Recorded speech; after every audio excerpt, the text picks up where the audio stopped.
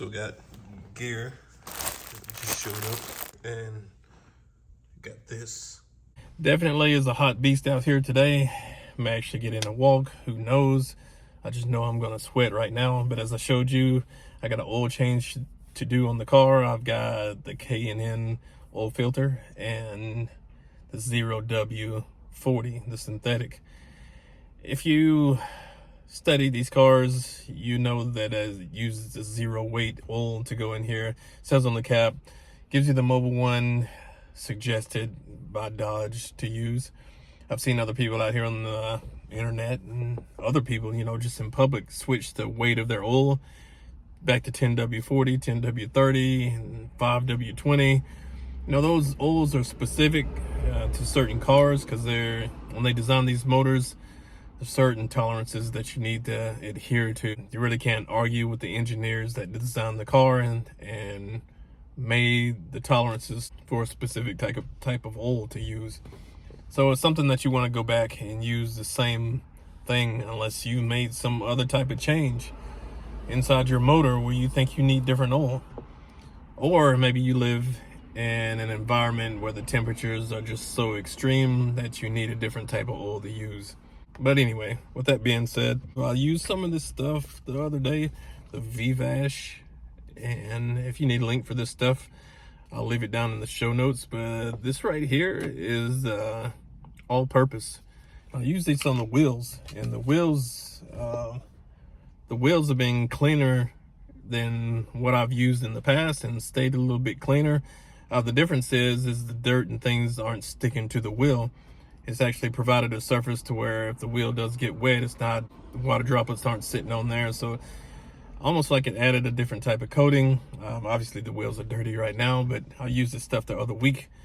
But I just wanted to give that a shout out. Check the show notes and I'll give you a link down there. Been checking out some other vlogs and things like that on the internet and talking about just Dodge, you know, 2023 with, you know, the V8 motor going away, you know, with the electric vehicles coming in. We all kind of know that story. And I know one of the things I wanted to say in this video was just talking about SRT, street and racing technology. Now you see that on a lot of vehicles now. It used to, you know, when the Chargers and the Magnums came out, you know, they had the SRT8, the SRT lines.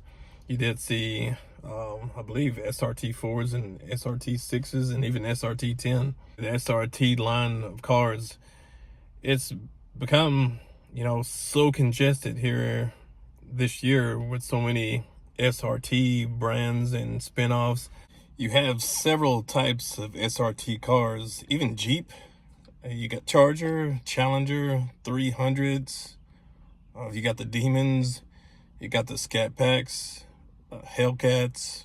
You also had there's a couple of more new ones that come out. I think another one came out for 2023 for the 300. And there's a couple of more limited series that's coming out in the Charger and the Challenger where they just limited to 3 colors. And I forget the exact name of the car.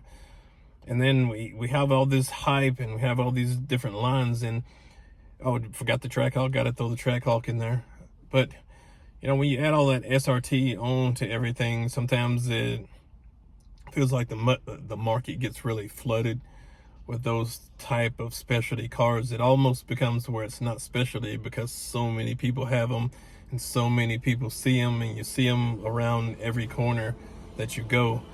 And kind of, you know, like I said, it's just kind of flooded.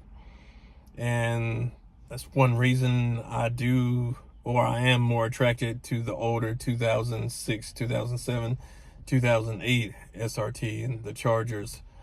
You know, that was one of my reasons of going back with the car that I wanted. It's just because of the flood and so many other options on the market.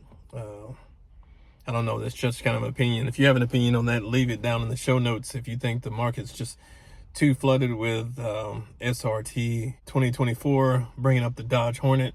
I was watching a video by Knockout 360, and he was talking about the Dodge Hornet and how it's a copycat of, I can't remember the car, but it's basically a copycat. It's kind of cheaper version, and how he wouldn't buy it. And, you know, I agree with him on what he's talking about. And even before Dodge and Daimler Chrysler had their merger back before all these cars came out. They were going back with the Charger, and the Charger was going to look something like a Frankenstein car, a Frankenstein Dodge. The back end of this, the front end of an Avenger, and the mid body of the old Chargers, and the body slopes of the old Chargers, and the taillights of this. They Frankenstein a lot of different Dodge cars and put them together. There's also another video on YouTube somewhere about that car, and I'm sure you can find the prototype video online somewhere. But basically the Hornet looks kind of like that. It seems like Dodge went back to that Frankenstein type of things. And Knockout did mention how the Hornet was kind of a copycat of this other car. Dodge done the same thing, similar to the same thing with the Chargers, because as we know, these cars first came from the Mercedes, the LX series, later went to what they call LD series cars, I think in 2014, 15, something like that, maybe in 2011. But anyway, these first cars were LX series, and Dodge sent their team over to the foreign country to pick apart these other cars, and basically they Frankenstein this thing together, but reconstructed the body from the original Charger the prototype Charger that they had come out. So it's not really something new that we see from them Frankensteining things together and putting them together. What I wonder is about where SRT goes in 2024.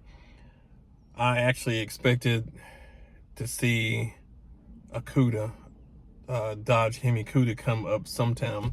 There's no talks of it. There's not a lot of talk or previews of other cars besides the Hornet. So maybe this isn't the last of the V8 Hemi, but their announcements, they do specifically mention Chargers and Challengers being the last of, I think, the V8s. I can't remember if they actually said the end of the Hemi, but the last of the V8 cars. Because what it is, they have something to where they have to pay so much money, something to do with the environment when they produce so many cars with V8s, and how much power they put out. Hopefully I'll tag the video with more information in it below, so you can kind of see the video and the information for yourself. So if I remember, I'll put that into the show notes. Just wanted to come on here and talk and say those things. I'll be getting some car work done probably this weekend or end of this week when it's not as hot out here.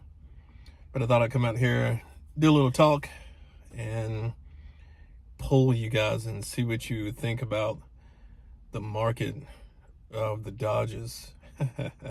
And if we see an actual change in Dodge where we go back to the economy car. But that's pretty much all I got for this video. I'll catch you guys in the next one. Oh, don't forget to check out the merch in the store. This is the older shirt. You can't get this one anymore, but check the link in the show notes. Pick up the merch. Also check out the link for the V-Vash. Pick you up some of that. And I'll see you guys in the next one.